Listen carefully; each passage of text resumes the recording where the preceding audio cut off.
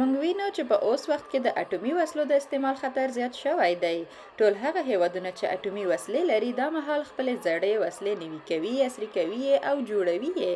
یوازې تېره اونۍ د امریکا متحده ایالاتو یوه نوې اټومي ستراتیژي خپره کړه چې د نویو وسلو د کارولو لپاره شرایط جوړوي او دا هڅه کوي چې نوي د کار وړ اټومي وسلې جوړې کړي. دا خطر لا هم شته.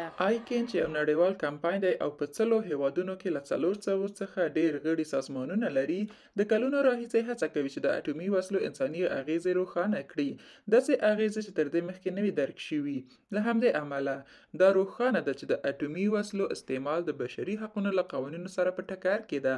همدارنګه دا هم واضحه ده چې که اټومي ګواښونو ته ادامه ورکړو، لکه څنګه چې دا په هغو 9 هیوادونو کې شته چې اټومي وسلې لري، نو ډېرې ناوړه پایلې به ولري.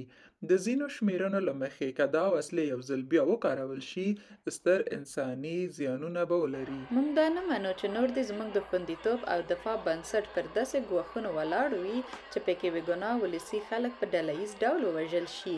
دا هماغه کار دی چې اټومي وسلې یې کوي او که دا وسلې وکارول شي ستر بشري ناورین به رامنځته کړي.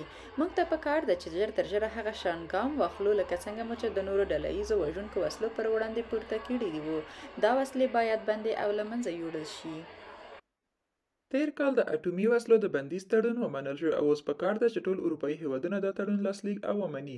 له هغو هیوادونو څخه چې لا یې نه دي کړي غواړو ژر تر ژره دا ګام پورته کړي. اتریش او ایرلند دا تړون لاسلیک کړی او سویډن، قبرص او مالټا مثبت رایه ورکړې ده. نور اروپایي هیوادونه چې پرته له فنلنډه ټول د ناټو غړي دي باید د ناټو له اټومي ګواښ پالیسۍ څخه ځان جلا کړي څو وکولی شي دا تړون تصویب کړي.